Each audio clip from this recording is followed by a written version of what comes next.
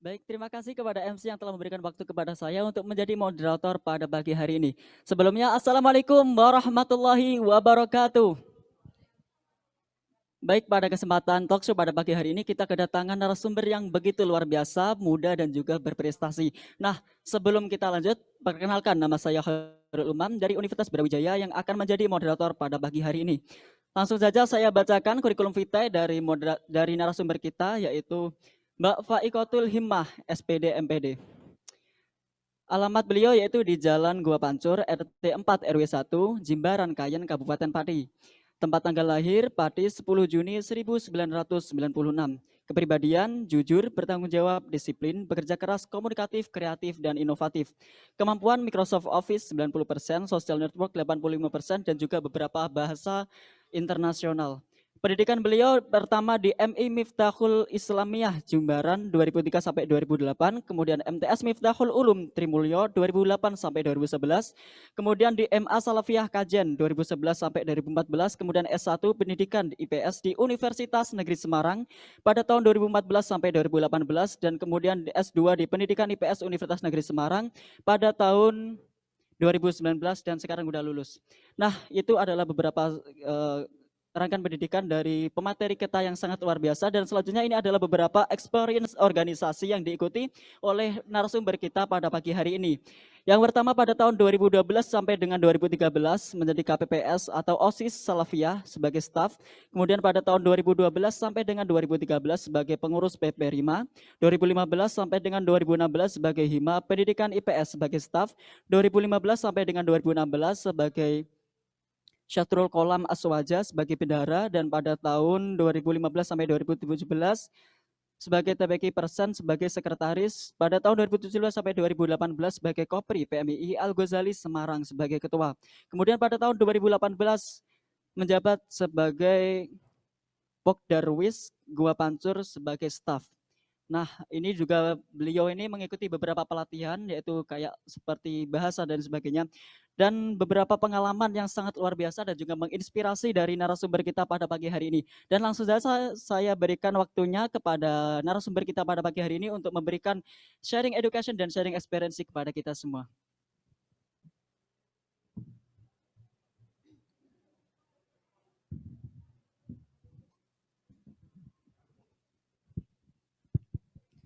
Assalamualaikum warahmatullahi wabarakatuh. Allahumma sholli ala Sayyidina Muhammad. Alhamdulillah, pada kesempatan pagi hari ini kita dapat berjumpa meskipun via online. Semoga silaturahim kita tetap terjalin.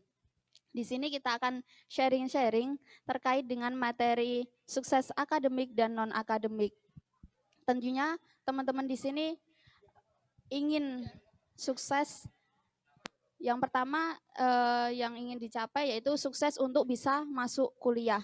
Nah, karena pada hakikatnya setiap manusia itu memiliki pandangan sukses yang berbeda-beda sesuai dengan latar belakang pendidikan, lingkungan, dan sebagainya. Ada yang menganggap sukses karena berpendidikan tinggi dengan sederet gelar kesarjanaannya atau merasa sukses atas karir yang diraihnya. Nah, sukses itu merupakan titik puncak yang harus dikejar, bukan jalan sementara yang diraih untuk meraih kesuksesan itu. Jadi fokus teman-teman di sini adalah untuk sukses di bidang akademik dan non-akademik untuk bisa masuk ke perguruan tinggi impian teman-teman semua. Nah, sukses ini bisa dicapai oleh siapa saja, tetapi semua orang bisa mendapatkan kesuksesan karena memiliki suatu strategi. Jadi teman-teman harus tentukan strategi-strategi yang ingin dicapai untuk bisa masuk ke perguruan tinggi impian. Salah satunya dengan belajar dengan mengikuti pelatihan bimbel, salah satunya di BPUN. Cerita sedikit, saya dulunya itu dari MA Salafiyah.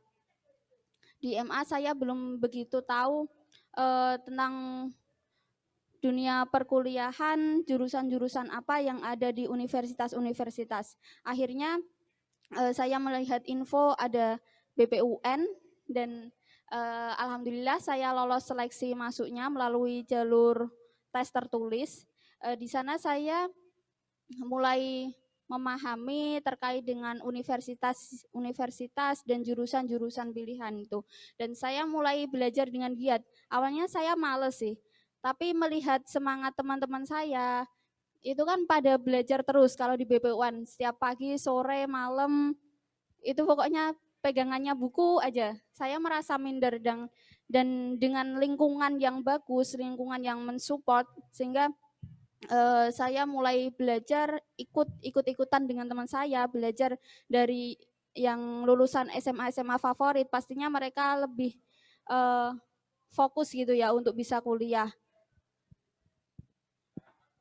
Strategi sukses masuk kampus impian yang sekarang dicita-citakan dengan ikut BPUN, nanti teman-teman bisa akan membuka satu jalan untuk bisa meraih kampus impian.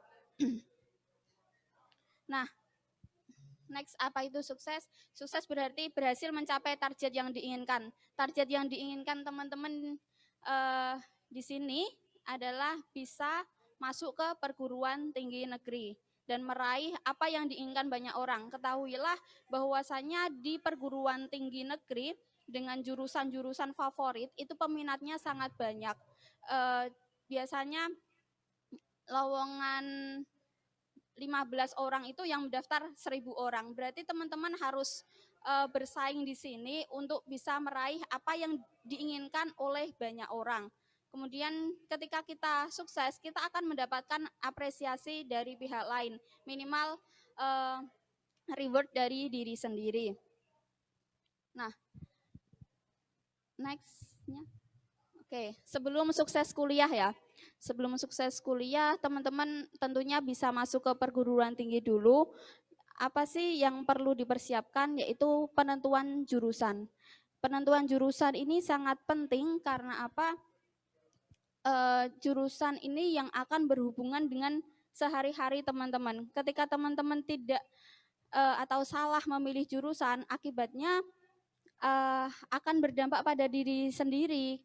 Bisa jadi nanti ketika ujian males lah, dan ketika mengerjakan skripsi ogah-ogahan sehingga telat lulusnya. Ada teman saya yang sudah di semester 6, dia baru merasa salah jurusan. Itu kan merugikan dirinya. Nah, ketika dia ingin pindah jurusan, dia merasa sangat rugi dan akhirnya dia melanjutkan jurusan tersebut. Saya jurusan pendidikan IPS, teman saya itu akhirnya sampai saat ini belum lulus S1. Seperti itu karena dia merasa salah jurusan. Nah, dan jurusan itu juga menentukan karir teman-teman. Ketika teman-teman mengambil tentang keperawatan, itu nanti materinya nggak jauh-jauh dari materi keperawatan. Nggak mungkin teman-teman akan mempelajari materi psikologi, itu kan sangat jauh gitu.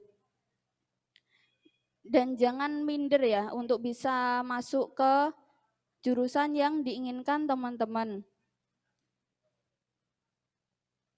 Oke, terkait dengan prestasi akademik, nantinya ketika sudah masuk ke perguruan tinggi, hal-hal apa yang perlu dipersiapkan oleh teman-teman, yaitu memahami terkait dengan materi perkuliahan. Persiapkan target-target, rencanakan hal-hal yang ingin diraih oleh teman-teman di sini. Misal, kita harus memahami materi perkuliahan. Memahami materi perkuliahan ini penting dari dosen, kita juga harus aktif bertanya. Untuk prestasi akademik, itu indikatornya bisa memiliki IPK terbaik, yaitu 4,0. Kalau saya kalau saya sendiri nggak harus ke IPK terbaik 4,0 sih. Yang penting target saya bisa lulus cum laude dengan aktif di berbagai organisasi dan menghasilkan berbagai karya tulis ilmiah.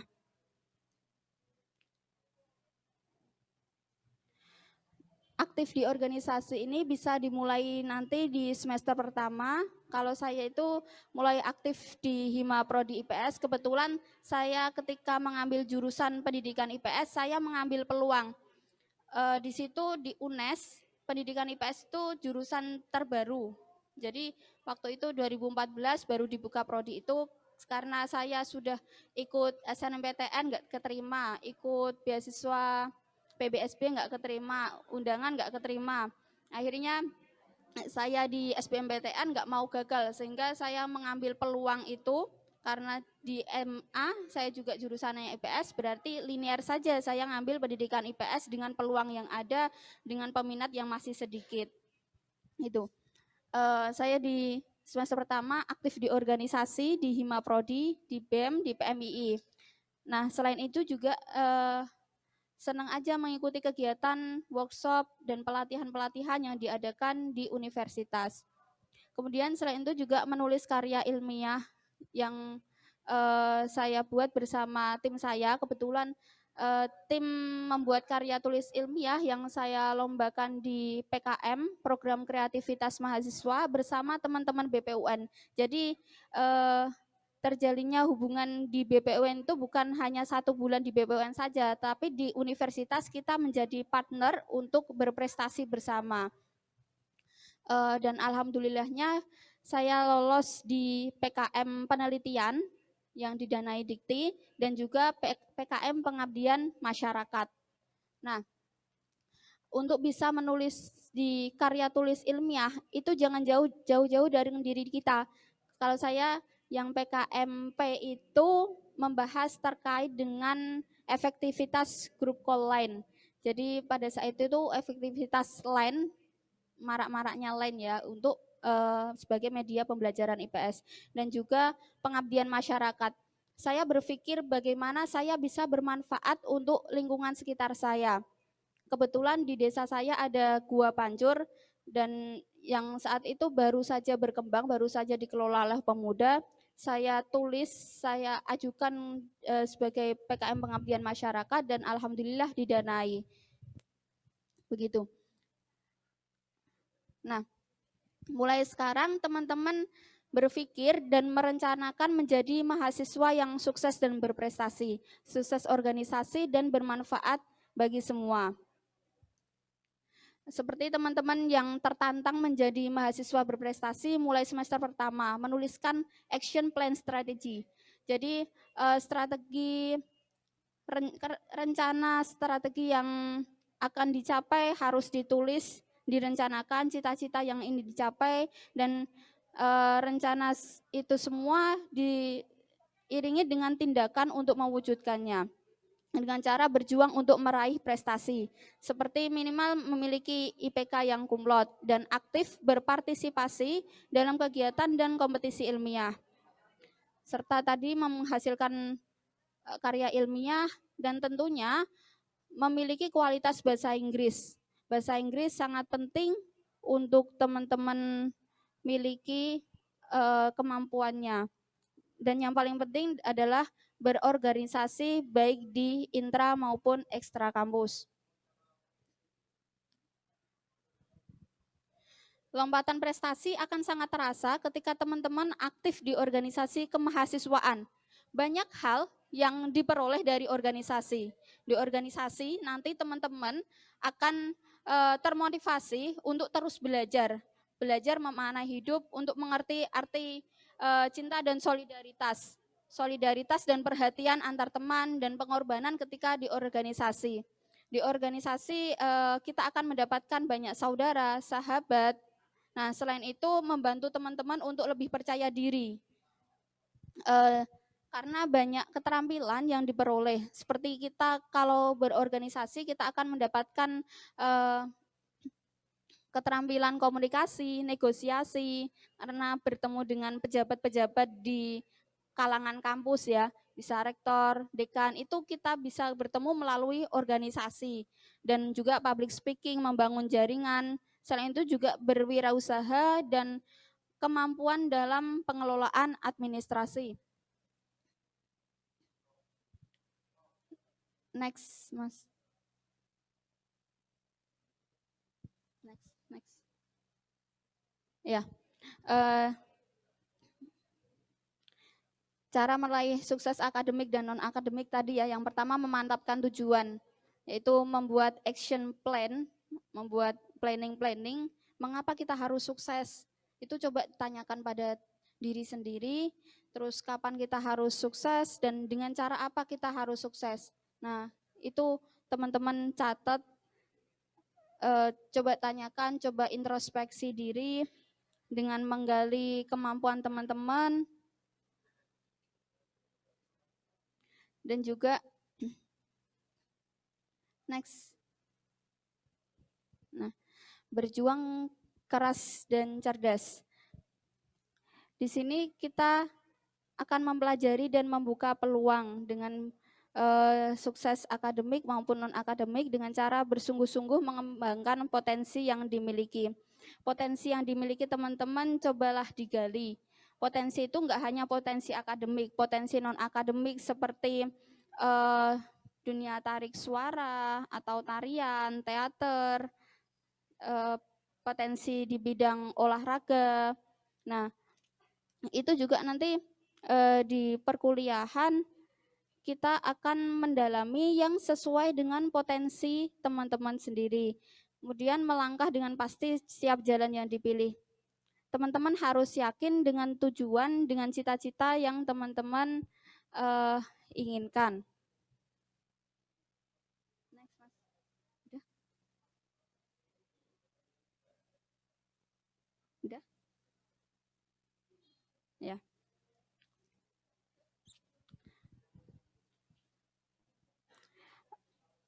Untuk meraih sukses, juga kita harus berani bertanya dan mengambil setiap kesempatan. Untuk sukses di akademik, kita berani bertanya kepada dosen. Ketika pelajaran gitu ya, ngasih materi, itu dosen yang dikenal itu yang aktif bertanya, bukan yang pinter gitu. Enggak, apalagi sekarang online gitu kan, karena masa pandemi, itu ya gimana caranya kita aktif, kita cari muka di dosen gitu. Selain itu kita bisa sambil dengan aktif di organisasi, dengan ikut ikatan hima atau BEM gitu. Dan juga meluangkan waktu dan energi yang cukup. Nah ini, kita harus pintar-pintar membagi waktu antara kuliah dan organisasi. Saya sendiri membagi waktu dengan 3 kegiatan, kuliah, organisasi, dan di pondok pesantren. Kebetulan saya di pondok pesantren, jadi saya tidak meninggalkan kuliah sekalipun. Gimana caranya sesibuk apapun kuliah itu jangan sampai kita tidak masuk, dan tugas-tugas juga harus dikerjakan sebaik mungkin. Selain itu kalau di pondok itu kan jadwalnya padat dari pagi sampai malam gitu ya. Itu saya membagi waktu, ya kita harus tentukan prioritasnya sih. Tentukan skala prioritas dan jangan sampai kita tidak aktif di organisasi. Dengan organisasi, saya memiliki prinsip apa yang bisa saya persembahkan, bukan apa yang bisa saya dapatkan. Ketika saya bisa memiliki prinsip apa yang bisa saya persembahkan, apa yang saya bisa berikan untuk organisasi, maka saya akan melakukan yang terbaik untuk itu. Bukan apa yang saya dapat. Kalau saya dapat, kalau kita nggak dapat, kita akan melempem dong, kita akan nggak semangat lagi begitu. Nah, dan juga setiap kesempatan dijadikan sebagai batu loncatan.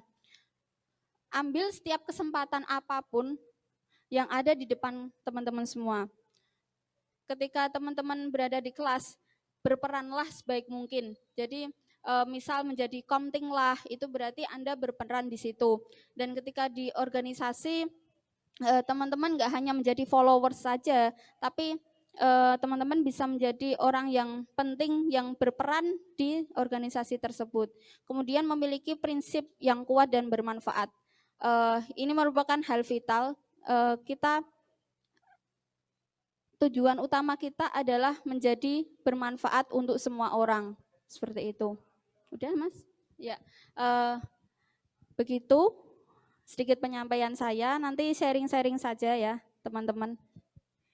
Oke, baik, terima kasih pada Bapak Ik yang telah memberikan begitu banyak sharing edukasi dan sharing experience kepada kita semua.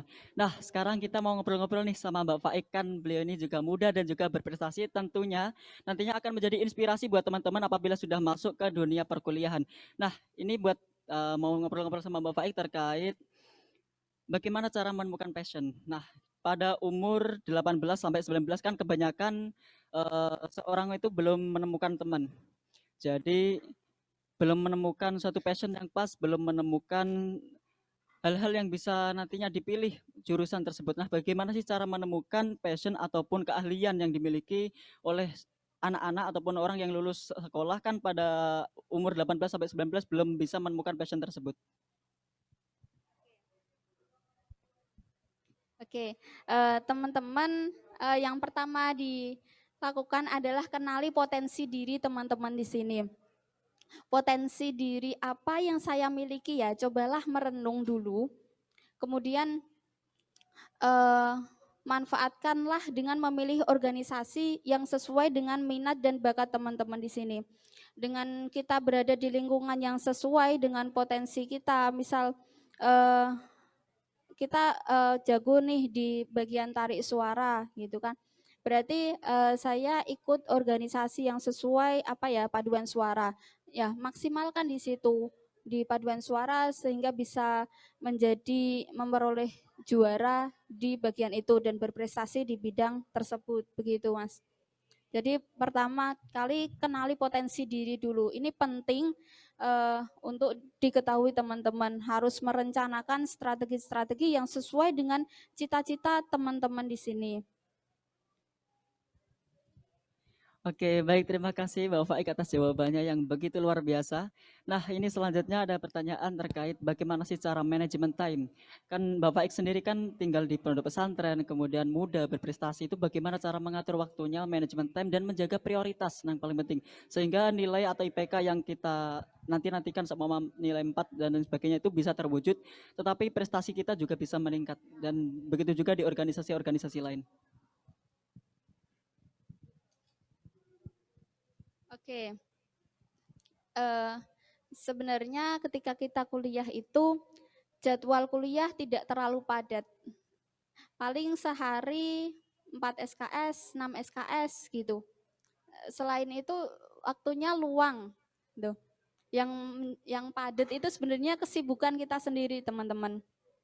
Jadi bagaimana kita pinter-pinternya memanfaatkan waktu yang ada. Kita kan punya waktu 24 jam tuh. Nah, kita bagi saja sesuai dengan prioritas diri kita. Misal pagi waktunya untuk kuliah ya kita kuliah dengan sungguh-sungguh. Yang setelah kuliah kita ikut organisasi kita ya maksimalkan di situ.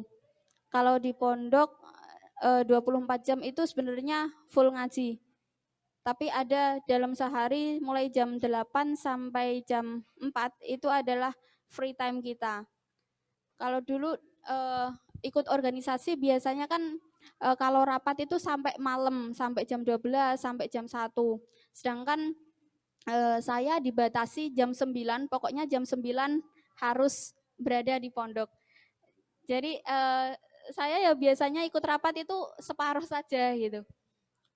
Pokoknya jam 9 saya izin pada ketua gitu untuk bisa kembali. Kalau enggak usahakan waktu rapatnya itu sore, jadi tidak mengganggu aktivitas di pondok. Kadang-kadang juga tidak kembali juga sih bedal gitu. Karena ada organisasi yang harus kita prioritaskan gitu. Oke, jadi gitu ya teman-teman, untuk prioritas dan juga manajemen time itu memang perlu pada saat memasuki dunia perkuliahan. Nah, selanjutnya ini terkait perjuangan apa sih yang Mbak Faik lakukan mulai saat masuk kuliah, sebelum masuk kuliah, sampai dengan meraih beberapa banyak prestasi di bidang akademik maupun non-akademiknya.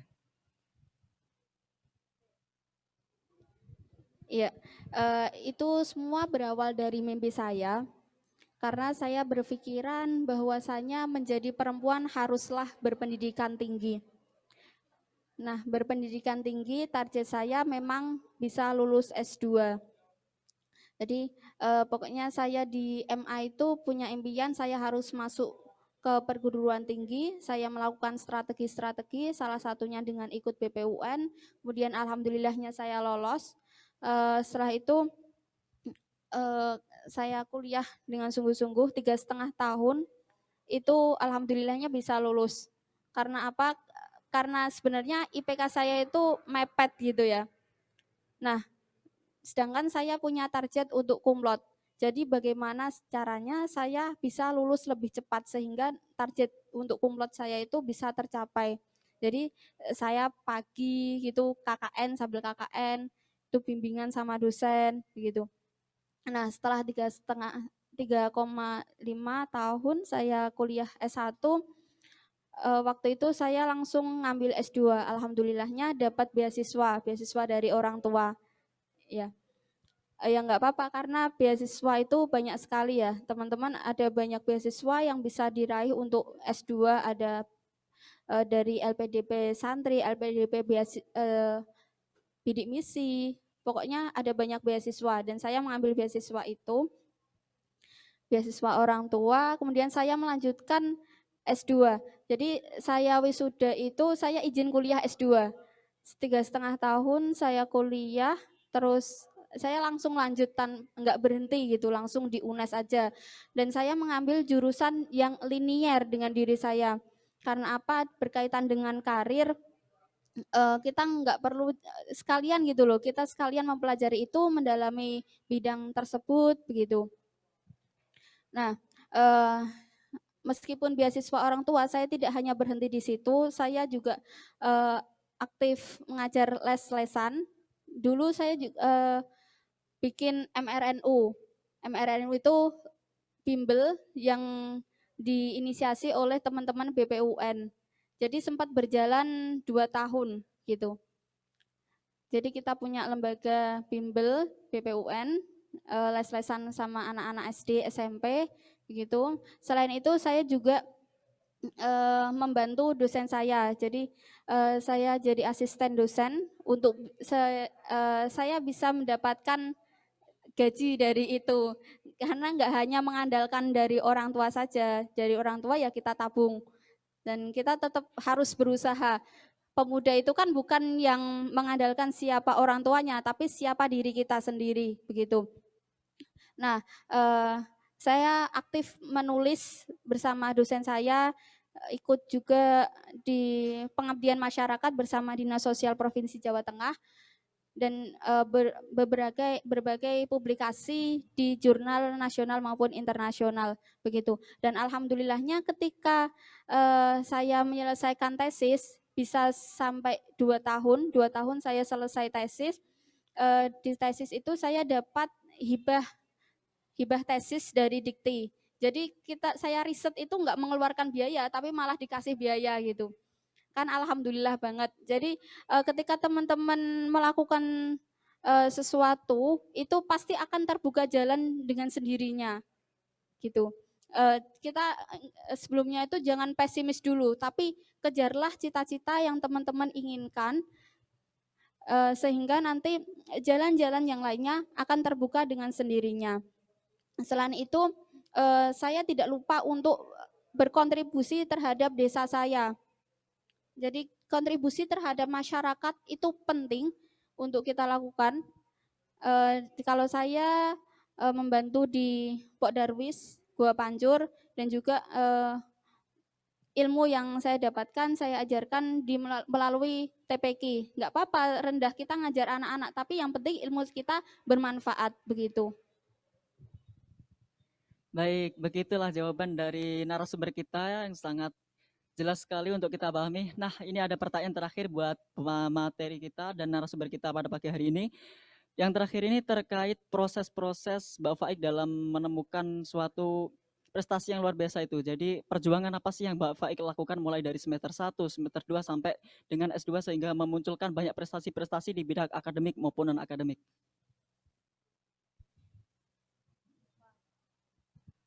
Kalau cerita perjuangan dari semester 1 sampai lulus S2 banyak banget ya.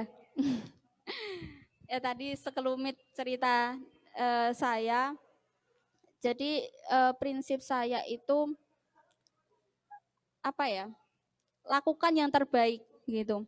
Lakukan yang terbaik dengan diiringi oleh doa.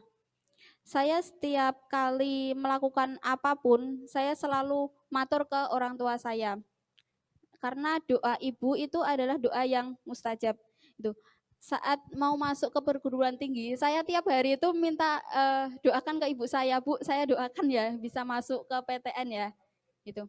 Saya doakan ya setiap hari sampai ibu ya pasti tak doakan gitu. Tapi itu menjadi semangat saya untuk bisa masuk ke perguruan tinggi negeri gitu. Dan juga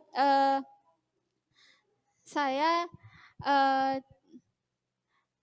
aktif berorganisasi. Ketika saya berorganisasi, saya memberikan yang terbaik. Apa yang bisa saya persembahkan, bukan apa yang saya bisa terima. Itu prinsip yang saya pegang sampai saat ini. Di BPUN pun seperti itu. Apa yang bisa saya berikan ketika saya menjadi manajer kota BPUN Pati, saya berusaha dengan maksimal. Saya itu sambil kuliah, sambil bolak-balik Pati, pokoknya ya itu perjuangan banget lah agar kita bisa bermanfaat untuk adik-adik yang bisa juga sukses di kuliah di perguruan tinggi negeri begitu. Baik, Mbak. Terima kasih Mbak Faik yang telah memberikan sharing edukasi dan sharing experience kepada kita semua. Nah, itulah teman-teman cerita dari Mbak Faik yang begitu luar biasa dan menginspirasi buat kita semua.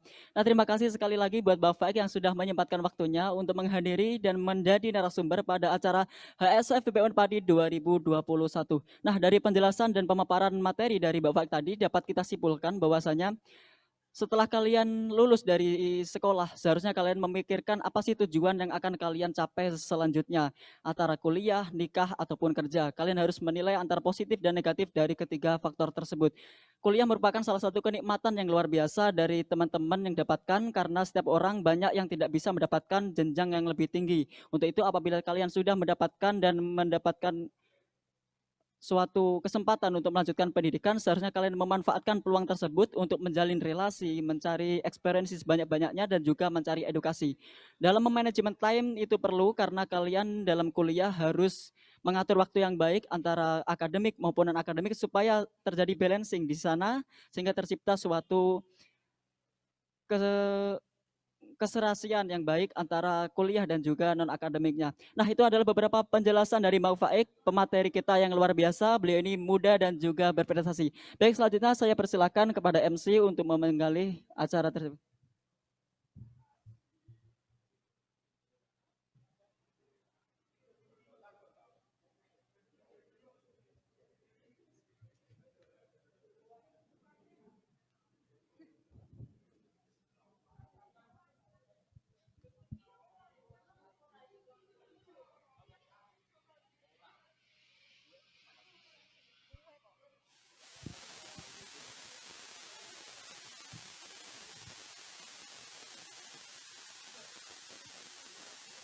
Bete karena kalah mulu pas main game online. Pakai Bisnet lebih cepat.